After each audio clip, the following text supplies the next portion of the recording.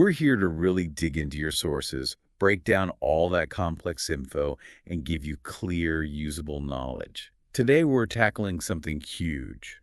I mean, really universal for language learners. That feeling, that deep frustration when you understand English perfectly fine. But then, when it's your turn to speak, to reply quickly, you just freeze up.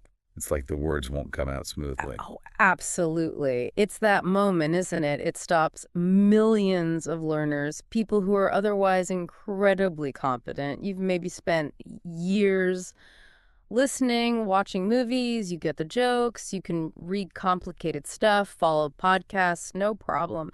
But the second someone asks you something directly and you need a quick answer, boom, locked behind some kind of mental wall. Exactly. That's it. The cognitive freeze, we call it sometimes. You know the words, you probably know the grammar rules, but that speed, the speed you need for a real back and forth conversation is just not there yet.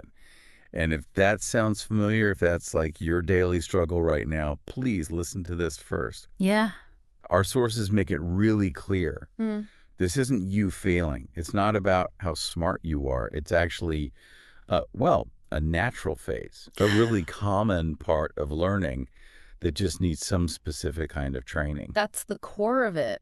Yep. What's so interesting is that you, the listener, you've likely mastered the passive side, the input, the receiving part, but you haven't maybe focused enough on the active skill, the real-time output, the production side of things. Right. So our mission today, it's pretty straightforward. We're going to unpack why. Why listening well doesn't automatically mean speaking well. They're different beasts.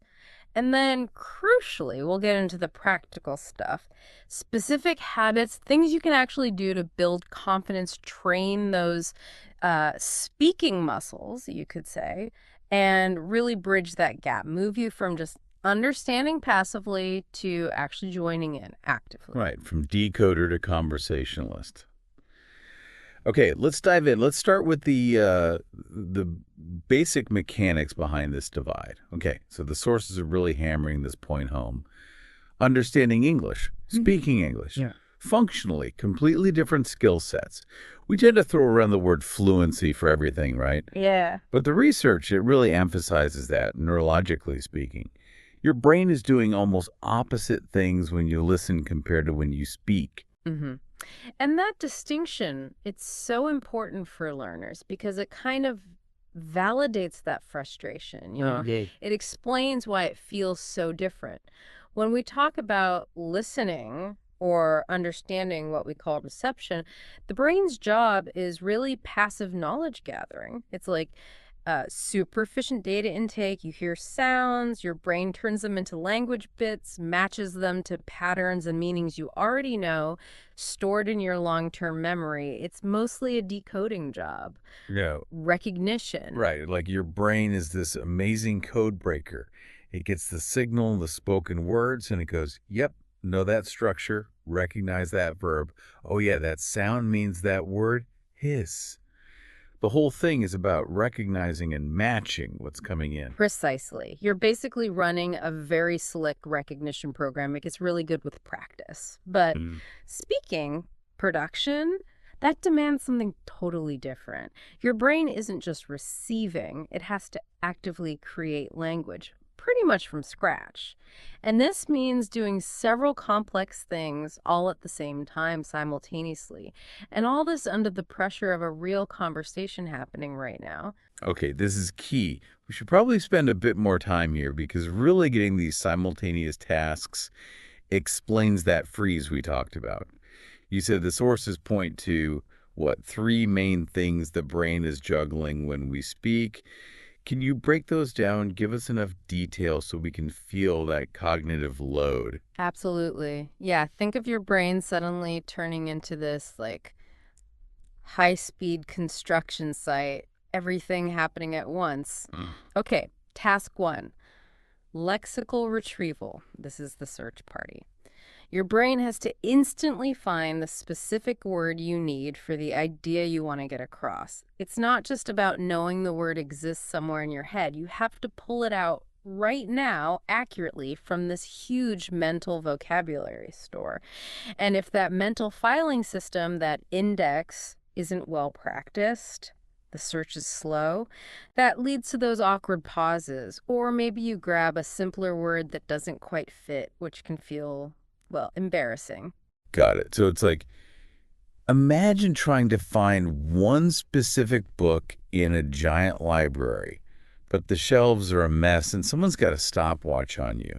You know the book's in there, you've even read it before, but the index card, the path to find it, Yeah. is just rusty.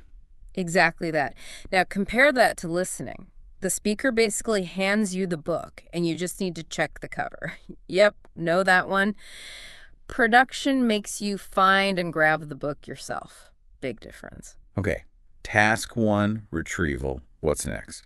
Task 2 is grammatical sequencing. This is the architect's role. Once you've hopefully found the words, you have to arrange them. Put them in the right order according to English rules, spontaneously. You've got to pick the right tense, make sure the subject and verb match up, stick prepositions in the right place, structure the whole sentence. And this is all happening while those words are still kind of rolling down the mental assembly line. Right. And if you're, say, writing an email, you can stop, you can think about the grammar consciously, use a checker, rewrite it 5 times. But talking, you've got maybe, what, a second or two? To do all that complex sentence building, that's a massive, massive difference in pressure. It's incredibly intense pressure. Your brain isn't just fetching words, it's doing real-time structural engineering on the fly. Plus, for many learners, their native language might have a totally different word order. So they're often fighting against this automatic pilot trying to sequence things the old way. Okay, retrieval sequencing. What's the third one? Task 3 is phonetic encoding. This is the physical part, the execution. After you've retrieved the words and arranged them grammatically, your brain has to tell your mouth, your tongue, your vocal cords exactly how to make the sounds, clearly, rhythmically. This involves really complex muscle coordination. Just think about making a the sound if your language doesn't have it, or linking words together smoothly like native speakers do. Want to becomes wanna. Wow. Okay, so retrieval, sequencing, and physical production. 3 demanding jobs, all running at the same time, all needing mental energy, often competing with each other, and all under this time crunch of needing to reply now. That heavy, instant multitasking load, that's what leads straight to that freeze or that halting, hesitant speech we started with.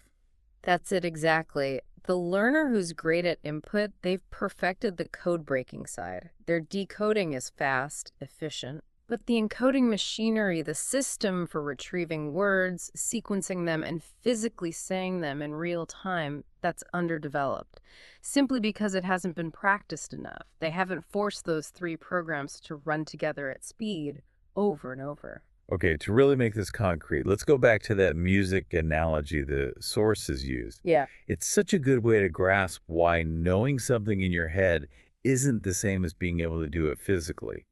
Yeah, it's a perfect parallel, I think, for listeners struggling with this.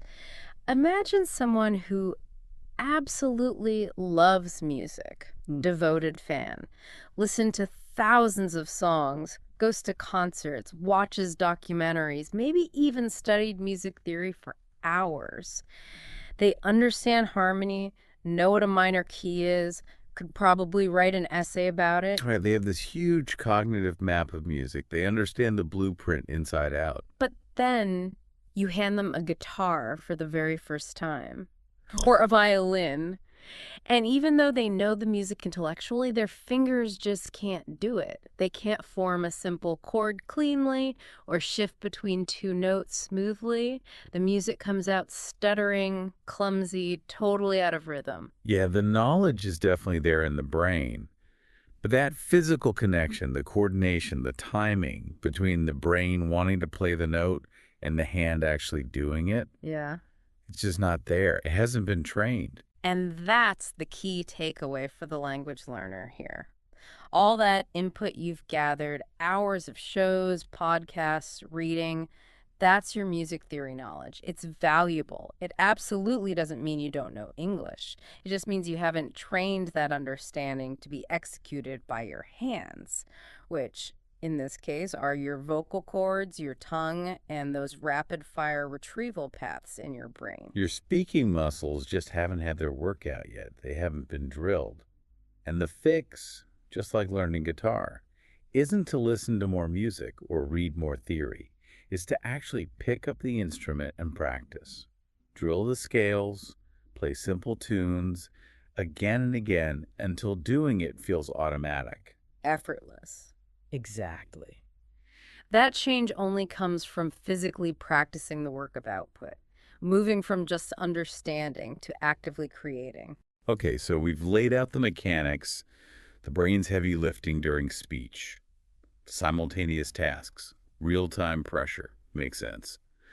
But the sources also highlight something else, something that often kicks in even before the brain gets a chance to try lifting that weight.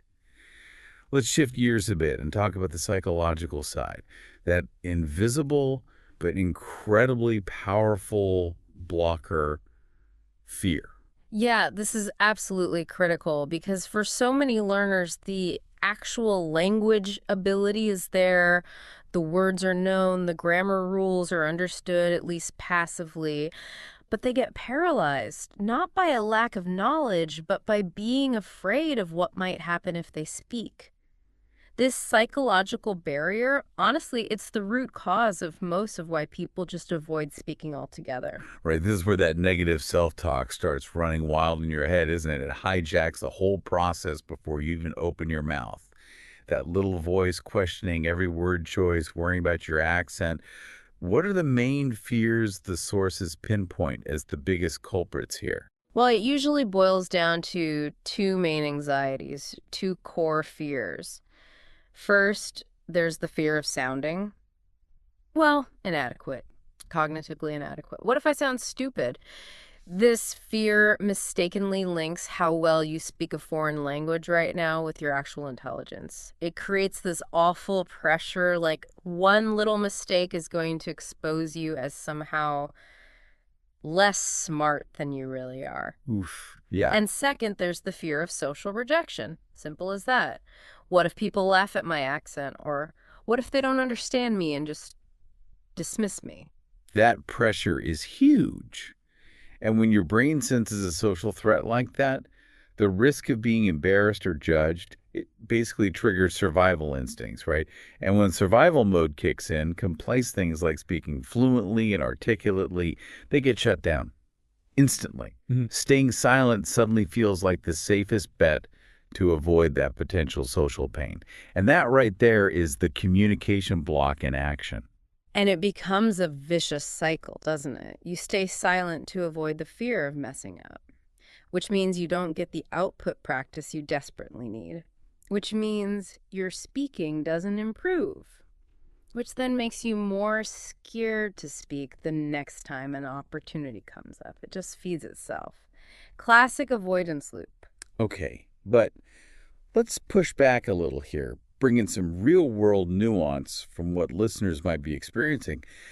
We want to be encouraging, absolutely. But let's be honest, isn't it sometimes true, especially in maybe, I don't know, professional settings or academic ones, that a heavy accent or even small grammar slips do get judged? Sometimes unfairly, but it happens. Yeah. If we just tell people, oh, your accent is great, be proud, are we maybe ignoring the real pressure or bias they might actually face out there? That's a really fair point, and it's essential we address it head on. The sources definitely don't suggest ignoring reality. I think the crucial difference we need to make is between intelligibility and perfection. Our goal, the goal for any serious learner really, has to be intelligibility. Can people understand your message clearly and effectively? That's the benchmark. Right. Not sounding exactly like a native speaker from London or Los Angeles. Exactly. Aiming for perfect native-like pronunciation, it's often an impossible target, frankly. And it just fuels that fear cycle we talked about.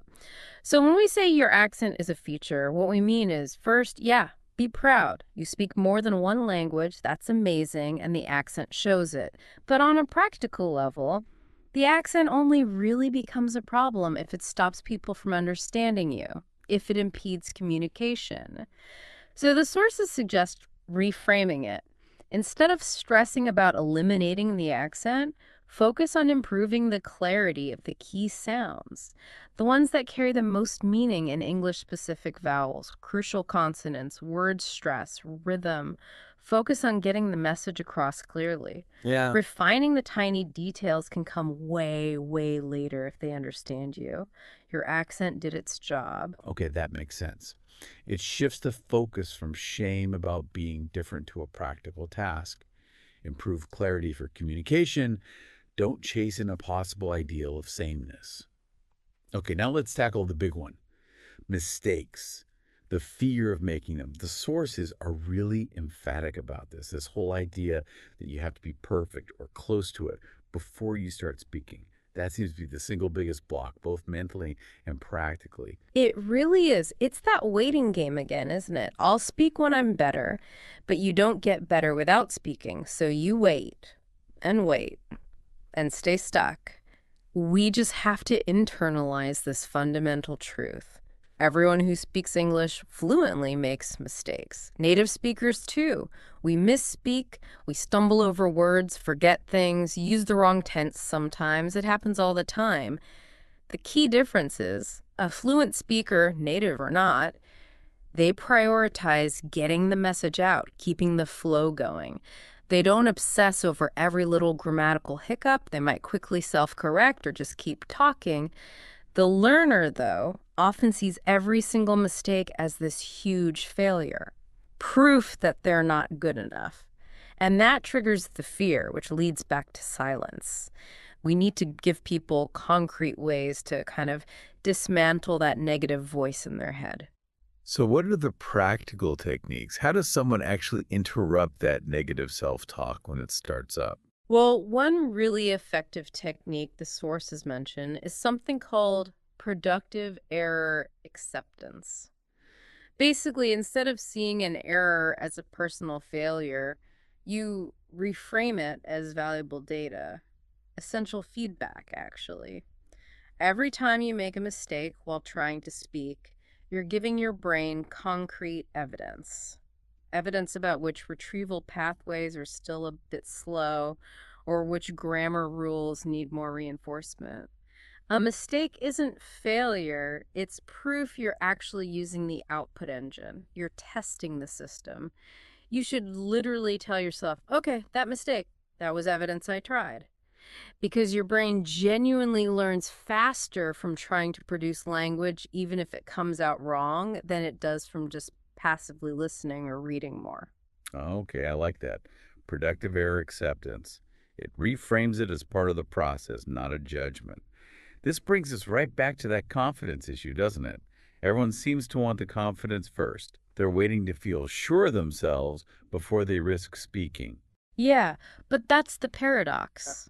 Confidence isn't the starting point, it's the result. Confidence gets built after you do something successfully, even a tiny success. It comes from gathering evidence proof that you can do it. So if I push myself to say something, even if it's just three clunky sentences instead of staying quiet, Hmm. that action itself creates evidence, like undeniable proof that says, see, I can produce some language. Yeah. Exactly. And that little bit of evidence, that small, successful act of production, it's like making a tiny deposit in your confidence bank account. So the next time you need to speak, you're starting from a slightly stronger psychological place. You just have to start talking, even if it's hesitant, even if it's full of mistakes, because every single attempt, every try, it speeds up that retrieval process we talked about, and it builds up the mental toughness you need to keep going. Think of it like trying to clear a path through a really overgrown forest. If you only ever look at the map that's your input, the path stays blocked. But every time you actually walk the path that's output, you clear away a little more brush, stomp down the weeds. Confidence is just that feeling you get when you look back and realize, hey, this path is actually pretty clear now. Why? Because you walked it 50 times, not because you studied the map 50 times. Okay, great. So we've got the diagnosis. It's that double whammy of cognitive overload during speech, plus the psychological fear kicking in. And the prescription is clear: more output, consistent, regular output practice. So let's get really practical now. How do we help the listener move from just consuming English to actively producing it? This section is all about the actionable habits, and the big goal here, as the sources stress, is building fluency by increasing the frequency of output. Lots of small practices. Exactly. We need to get away from this idea that output practice has to be some big, stressful event, like giving a presentation or having a deep debate. We're looking for low-stakes ways to practice often.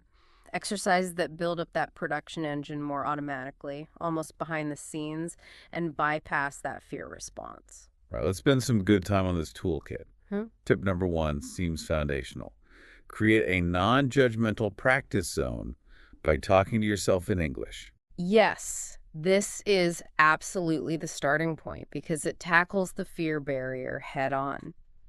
When you talk to yourself, mistakes have zero social cost, right? Nobody's judging you. This lets your brain practice retrieving words and putting sentences together at speed without that constant threat of embarrassment hanging over you. It's essential for building that real-time automaticity we're aiming for. Okay, but what does that actually look like day to day? Actionable implementation. We know it needs to be out loud, not just thinking the words. How can someone realistically fit this into a busy schedule? Find those moments in your routine, those sort of dead zones, where you're doing something physical but your mind isn't heavily engaged. Like when you're cooking, cleaning, maybe walking the dog, driving alone, getting ready in the morning. Instead of automatically putting on a podcast or music during those 5, 10, 15 minutes, narrate what you're doing out loud in English. And to stop yourself from just running out of things to say after 30 seconds, which is a really common problem, we can use a simple structure from the sources, the 5W rule. Force yourself to describe your actions, your thoughts, your plans using who, what, where, when, and why. Ah, that's smart. It gives you prompts, keeps the momentum going. So if I'm, say, getting ready for work, instead of just mumbling, putting on my jacket, I can push myself. Okay, who am putting on jacket? What? Because I need to leave for that meeting soon. Why? Where did I put my keys? Right here on the table. Where? I probably should have left 5 minutes ago. When past reflection. I really hope Sarah, who is going to be at the meeting. Precisely. Look what you just did there. You forced your brain to practice different things. Simple description, cause and effect, location, thinking about past actions, future hopes, different tenses, all in an environment where it literally doesn't matter if you pause or mess up the grammar slightly. You just drilled tense and sentence structure naturally without pressure. Doing that consistently, that low demand retrieval and sequencing practice, that's what makes a huge difference in speeding up your real-time production. Yeah, I can see that. If someone actually commits to, say, 10 minutes a day, 5 days a week, just narrating boring tasks, that adds up. That's nearly an hour of pure low-stress speaking practice they probably weren't getting before. Huge frequency boost. Absolutely. And you can scale it up too as you get more comfortable. Once present tense narration feels easy, you can make it more complex. Like maybe you're watching the news, pause it, argue back to the TV presenter out loud, or summarize their main point and then explain why you disagree. That forces you into using more complex language comparison, contrast, conditional statements like, well, if they do that, then this might happen. Right, so it takes the practice from just basic word finding to more advanced sentence construction, Mm. but still keeps it in that safe, private bubble, training the brain to handle complexity at speed. Love it. Okay, let's move to tip number 2. This one tackles the more physical side of speaking. Shadow native speakers, focusing on the rhythm, the tone, the flow. Yes, shadowing is crucial physical training for your mouth, basically. A lot of hesitation actually comes not just from finding the word, but from your mouth. Muscles literally not being used to making English sounds quickly and smoothly. English has its own music, right? Sounds link together, some sounds get reduced or disappear. The stress patterns are really important and often very different from a learner's native language. So this isn't just passively listening and then repeating the words back however you like. How should someone actually do this effectively? What kind of material is best? Where should the focus be? Okay, find short audio or video clips. High quality sound is good. Maybe 60 seconds, 2 minutes max. Keep it short. The content should ideally be natural conversation, like a bit from this deep dive, or maybe a short YouTube vlog, an interview snippet. Then play just a few seconds, maybe 2 or 3 seconds, a short phrase. Pause it, and immediately repeat exactly what you heard. But here's the absolute key. You're not just repeating the words, you are trying to mimic the delivery, the music. Copy the speaker's rhythm. Where do they go up and down in pitch, intonation? How fast are they talking? Crucially, how do they squash words together? If the speaker says, I don't know, and it sounds like, I don't know, you try to make that same compressed, linked sound with the same casual rhythm. So it really is like copying the music, not just the lyrics. Because if you don't practice that, you end up trying to pronounce every single word perfectly and separately, which uses the sound rules and rhythm of your first language. And that's often what creates that sounding like a robot feeling you mentioned earlier. Exactly right. When native speakers talk at a normal pace, they don't hit every single sound hard. Vowels get weakened, some consonants might drop out, words flow together. Linguists call it connected speech. If you've only learned English from textbooks or super slow pronunciation drills, your mouth just isn't prepared for how it actually sounds and feels in real life. Shattering forces your mouth, your tongue, your jaw, and your brain controlling them to develop the muscle memory for these natural English movements and rhythms. It reduces that physical lag time, the delay between your brain deciding, say this, and your mouth actually producing the sound smoothly.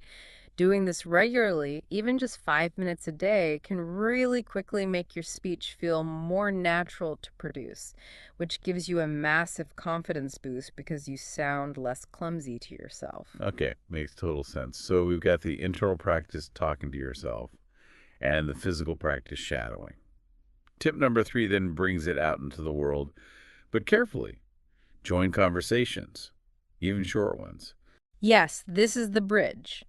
Moving from that safe practice zone towards actual communication. But again, the emphasis has to be start small. We are absolutely not talking about jumping into hour-long, high-pressure debates right away. That's terrifying and counterproductive for most people at this stage. Remember the goal. Maximize frequency of output, lower the pressure. So think simple, quick, manageable interactions. Okay, so where are the good places to find these low pressure opportunities for real world practice? Look for chances for what you might call transactional English first. Situations with a clear, simple goal, like ordering coffee or food in English, asking a shop assistant for help finding something, asking for simple directions, engaging in maybe just 2 or 3 lines of small talk with a cashier or barista, or even online leaving a short comment in English on a social media post about a hobby you like. Joining an online group for English learners and just saying hello or asking a simple question. The stakes in these situations are incredibly low. If you stumble over a word ordering a latte, honestly, the world doesn't end. The barista has heard it all before. And the sources really recommend finding other people who are also learning. If you can connect with friends or peers who are roughly at the same level, the fear of judgment plummets. Maybe schedule a quick 10-minute English only chat on WhatsApp once a week. Not a deep philosophical discussion, just how was your week in English? Right. The core idea here is that every time you manage even a tiny conversation, a short exchange, successfully, it builds that confidence bank account we talked about. And it reinforces those neural pathways for speaking under real-world, real-time conditions. 10 little 5-minute chats spread through the week are way, way more valuable than one scary hour-long conversation you keep putting off. That is absolutely the key. Consistency, frequency, and keeping the threat level low, especially at the start. You, the learner, have to actively look for these micro opportunities to speak. Once you prove to yourself you can handle a simple 3-sentence interaction without totally freezing, you get the evidence you need to try a 4-sentence one next time. And that's how the confidence cycle starts building momentum upwards instead of downwards. Fluency really is just the sum total of thousands of these successful, frequent micro communications. Okay, those 3 tips: talk to yourself, shadow, start small conversations. They make a lot of sense. Now, to really drive home how effective this approach is, especially the consistency part, let's look at that case study from the source material. It's a fantastic example of how tiny actions lead to big, quick results. Yeah, this story is great because the student fits the profile perfectly, the one we've been discussing. Her comprehension was excellent. She could watch complicated movies in English, no subtitles needed. Her input skills were top-notch, but she had that classic production problem. When she tried to speak herself, she felt, in her own words, that she sounded like a robot. Mm-hmm. And that robot sound, it's often the audible sign that the brain is grinding through those steps, find word, arrange sentence, make sound consciously one by one. There's no flow, no automatic gear kicking in. Every pause is the brain actively searching and ordering. Right. And the solution they gave her was fascinatingly simple. It seemed designed specifically to get around that mental block, that feeling of, oh, this is too hard, I don't want to start, that activation energy hurdle. Exactly. The instruction was incredibly minimal. Just speak out loud about anything related to her day for only 5 minutes every single day. No script needed, no pressure to use fancy words, and crucially, zero internal judgment allowed about whether it was good or perfect. This is basically tip one, talk to yourself, but weaponized, you could say, specifically to overcome that initial psychological resistance. Why 5 minutes, though? Why was that the magic number? Why not push for 15 or 20? Because 5 minutes feels trivial. It's almost too short to feel intimidating or like a burden. It brilliantly removes the main psychological threats that stop people from practicing output, committing a big chunk of time, and facing sustained pressure to perform well. Anyone can basically convince themselves, okay, fine, I can probably manage 5 minutes of sounding a bit awkward. That super low barrier to entry means they actually start. And as we keep saying, just starting is like 90% of the battle here. And the results, they were apparently quite dramatic and came after only about 3 weeks of doing this tiny daily micro practice. Okay, so what changed specifically? It wasn't just a vague, oh, she got better, right? Were there actual observable improvements? Yeah, the sources noted specific things. First, her actual speaking speed increased, noticeably faster delivery. Second, the speech became smoother. Fewer hesitations, fewer ums and As, fewer long pauses between phrases or sentences. She was connecting words, like prepositions and articles, more quickly and naturally. And third, this is really critical, she apparently started using more complex sentence structures without consciously planning them. The grammar, the sequencing part, was starting to become more automatic. Wow. That shift from consciously building each sentence brick by brick to having it flow out faster and smoother, that really shows that the brain pathways for real-time production were getting stronger, consolidated. The muscle memory for speaking was developing purely because she was using the system frequently, even for just 5 minutes. And here's the crucial link, the analytical takeaway. The confidence she gained almost immediately from these small daily successes, that's what empowered her to then go out and seek real conversations. She didn't wait until she felt ready or perfect. Those 5 minutes of daily output practice gave her the concrete proof, the internal evidence that she could actually produce the language, and that gave her the courage to start using it with other people. It really underscores the point, doesn't it? Yeah. The biggest leaps in fluency and confidence, they don't come from watching 2 more hours of Netflix or listening to another podcast passively. They come from these consistent, focused, small actions designed purely to increase how often you practice output. You really have to shift your identity, maybe, from being just a student of English, a collector of knowledge, to being an active daily user of English, even in small ways. Exactly. So if you're listening and you identify with that student, you understand loads, but feel robotic when you speak the messages, your brain is primed. It's ready. The next job is just to switch some of your effort, your focus from consumption to creation. Even if it truly is just 5 minutes a day to start, those small steps are the framework, the scaffolding that real fluency gets built on. Hashtag tag outro. Okay, so let's wrap up this deep dive. We've covered a lot of ground, but the main message, the key takeaway for you listening, it's actually really empowering, I think. If you understand English well but find speaking it a struggle, it means your brain is ready. It's full of that passive knowledge. The only thing missing is that specific kind of practice. High frequency, low stakes output drills needed to turn that knowledge into active, spontaneous speech.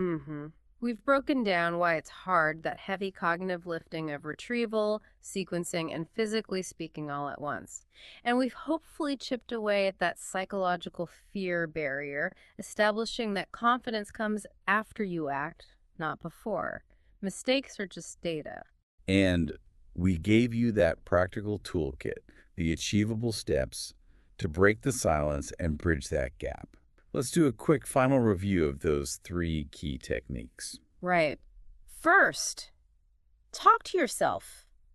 Narrate your daily life out loud in English. Use simple structures like the 5 Ws to keep it going. Make it a habit during those mundane tasks. Second, shadow native speakers. Don't just repeat words. Copy the music, the rhythm, the intonation, the linked sounds. Train your mouth for the physical act of speaking English naturally. And third, start joining conversations, but keep them short and low pressure initially. Remember, fluency grows from the frequency of your interactions, not from waiting for the perfect, long, stressful conversation. Frequency over perfection. And underpinning all of this is that essential mindset shift we talked about. You have to stop waiting for some magical point where you feel perfect or ready. It won't come.